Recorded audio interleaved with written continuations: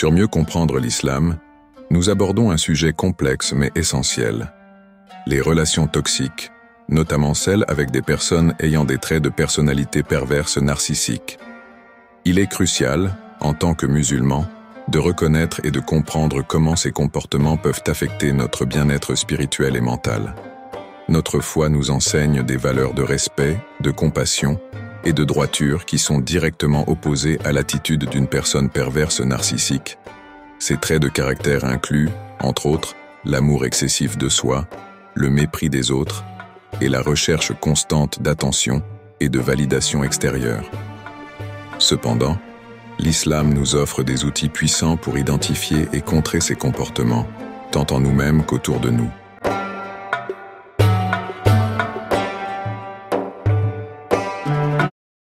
Le narcissisme, caractérisé par un amour propre démesuré, va à l'encontre des enseignements de l'islam.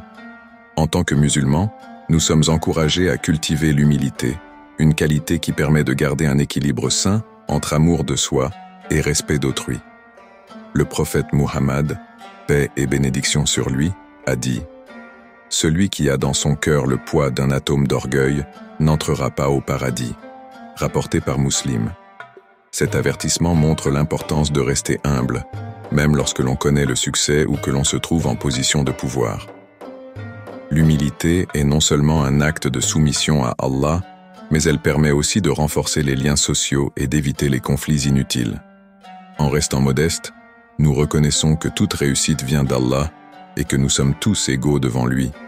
En islam, afficher sa réussite de manière ostentatoire est fortement déconseillé, car cela peut susciter l'envie, la jalousie et détourner l'attention des objectifs spirituels. L'ostentation peut aussi créer une barrière entre nous et les autres, car elle peut être perçue comme un acte de supériorité ou de condescendance. Allah nous rappelle dans le Coran « Et ne foule pas la terre avec orgueil, tu ne sauras jamais fendre la terre et tu ne pourras jamais atteindre la hauteur des montagnes. » Sourate Al-Isra 17-37. Ce verset souligne l'importance de rester humble et conscient de notre place dans la création d'Allah. En cultivant l'humilité, nous gardons à l'esprit que tout ce que nous possédons est un don d'Allah et non le fruit de notre seul mérite.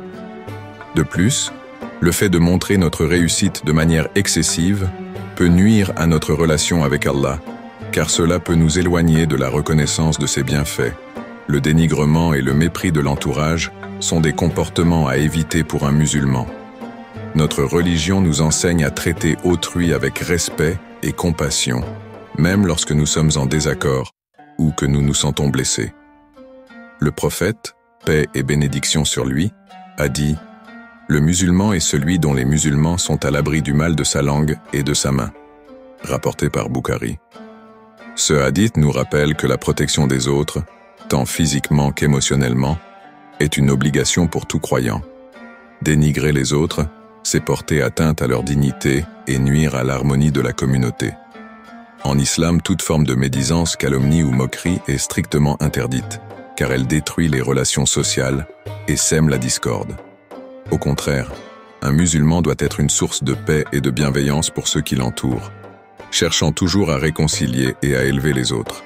Se faire passer pour ce que l'on n'est pas est une forme de mensonge qui révèle un manque de confiance en le décret d'Allah.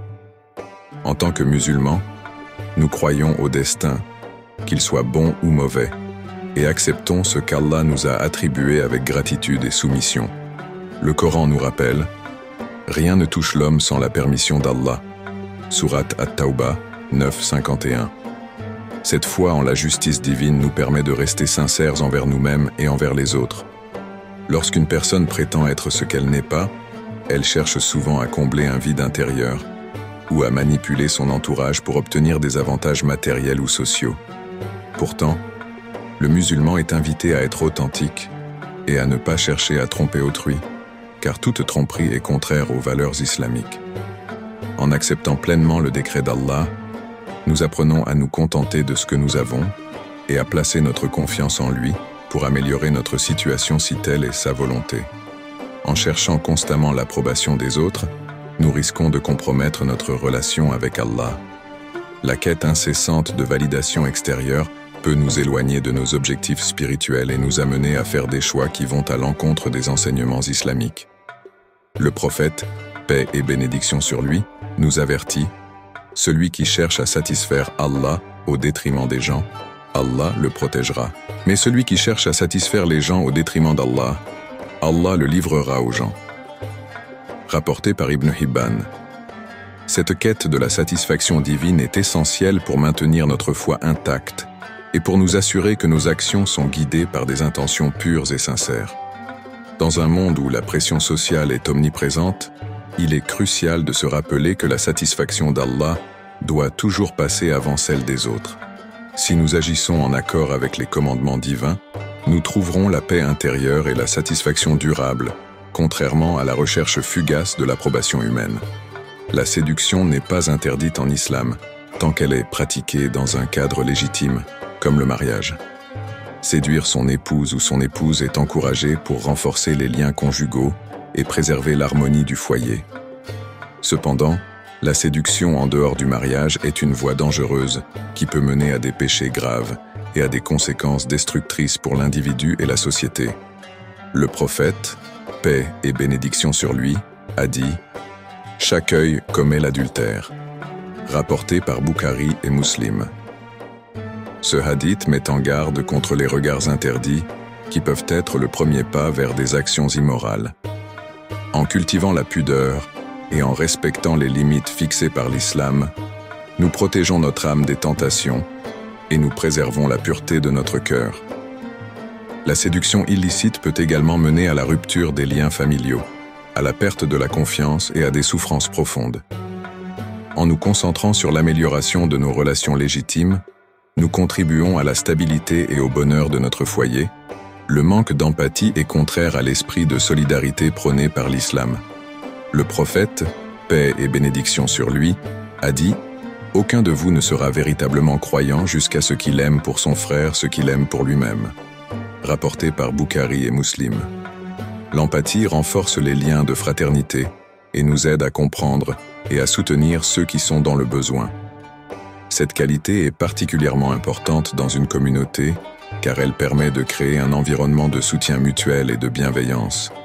En islam, l'empathie n'est pas seulement un acte de gentillesse, c'est une obligation morale. Nous sommes encouragés à être attentifs aux besoins des autres, à partager leurs peines et leurs joies, et à les aider autant que possible. L'empathie est également un moyen de se rapprocher d'Allah, car en aidant autrui, nous suivons les pas du prophète et nous gagnons la récompense divine. Dans une société où l'individualisme et l'égoïsme peuvent facilement prendre le dessus, cultiver l'empathie est une manière de rester fidèle aux enseignements de l'islam et de promouvoir des valeurs de solidarité et d'unité. Le mensonge est fermement condamné en islam. Le Coran affirme « Seuls forgeant le mensonge ceux qui ne croient pas au verset d'Allah » Sourate An-Nahl 16:105. La véracité est un pilier de la foi et une condition essentielle pour établir des relations de confiance. En tant que musulmans, nous devons toujours dire la vérité, même si elle est difficile à accepter. Le mensonge, bien qu'il puisse sembler parfois bénéfique à court terme, entraîne des conséquences désastreuses sur le long terme. Il détruit la confiance, crée des malentendus et peut mener à des situations de plus en plus complexes et inextricables. Dans une société fondée sur la tromperie, la vérité devient une denrée rare et les relations humaines en pâtissent. En nous engageant à dire la vérité en toutes circonstances, nous construisons des relations solides, basées sur la confiance et le respect mutuel. De plus, la véracité est un acte de foi en Allah, car elle montre que nous n'avons pas besoin de tromper pour obtenir ce que nous voulons, mais que nous plaçons notre confiance en lui pour nous accorder ce qui est le mieux pour nous. En conclusion, mieux comprendre l'islam vous invite à réfléchir sur ces traits de caractère et à les corriger si vous les reconnaissez en vous ou chez vos proches. La religion musulmane nous guide vers un comportement noble et éthique, et il est de notre devoir de nous efforcer de suivre ses enseignements pour préserver notre foi et nos relations. Que ce soit en famille, entre amis ou en société, gardons à l'esprit les valeurs de modestie, de respect, de sincérité et d'empathie, afin de vivre en harmonie avec les autres et avec nous-mêmes. Qu'Allah nous guide et nous protège contre les comportements toxiques et qu'il nous permette de cultiver des relations basées sur la vérité, la justice et l'amour fraternel. Ces qualités, lorsqu'elles sont pratiquées avec sincérité, non seulement renforcent notre foi, mais elles contribuent également à la construction d'une communauté forte et unie. Wallahu a'lam. Barakallahu fikum. Wa salam alaykum wa rahmatullah.